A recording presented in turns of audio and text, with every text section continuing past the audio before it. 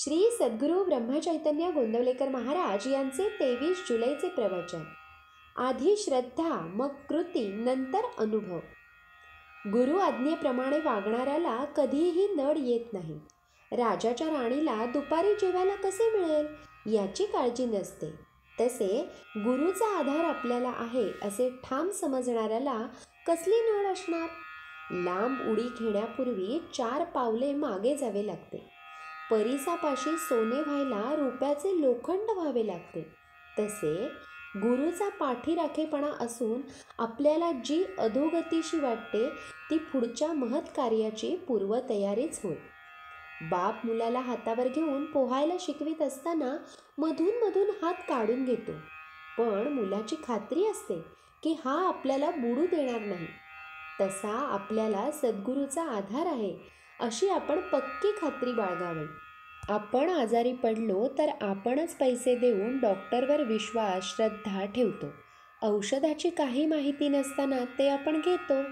व्यवहारात जर असे आहे तर मग श्रद्धा उत्पन्न झाल्याशिवाय आपण नाम घेणार नाही असे म्हणणे बरोबर नाही. डॉक्टरवर विश्वास ठेवतो याचे कारण असे की आपल्याला जगायची इच्छा आहे. तसे भगवंताच्या प्राप्तीची तळमळ असेल तर मनुष्य त्याचे नाम घेतल्याशिवाय राहणार नाही. आधी श्रद्धा, मग कृती आणि नंतर कृतीच्या फलाचा अनुभव असा व्यवहाराचा नियम आहे. परमार्थामध्ये आपण त्याच मार्गाने जावे. व्यवहारात तुम्ही एकमेकांवर जेवढी निष्ठा ठेवता तेवढी जरी भगवंतावर ठेवलीत तरी भगवंत तुम्हाला खात्रीने समाधान देईल. आगगाडीत ड्रायव्हरवर विश्वास ठेवून आपण स्वस्थ झोप घेतो. त्याचप्रमाणे भगवंतावर श्रद्धा ठेवून काळजी न करता आपण स्वस्थ राहावे. ड्रायव्हरपेक्षा भगवंत नक्कीच श्रेष्ठ आहे. परमार्थात अंधश्रद्धेची मुळीच गरज नाही, पण तिथे श्रद्धेशिवाय मात्र मुळीच चालायचे नाही. सांगणारा कसाही असला तरी ऐकणाऱ्याची जर खरी श्रद्धा असेल तर त्या श्रद्धेनेच त्याच्या अंगी पात्रता येईल. संतांच्या सांगण्यावर पूर्ण श्रद्धा ठेवावी. अशी श्रद्धा असणे ही फार भाग्याची गोष्ट आहे. खरे म्हणजे अशी श्रद्धा ज्याला लाभली तो लवकर सुखी झाला. आज आपल्यापाशी ती नाही तर निदान आपण स्वतःशी प्रामाणिक बनूया.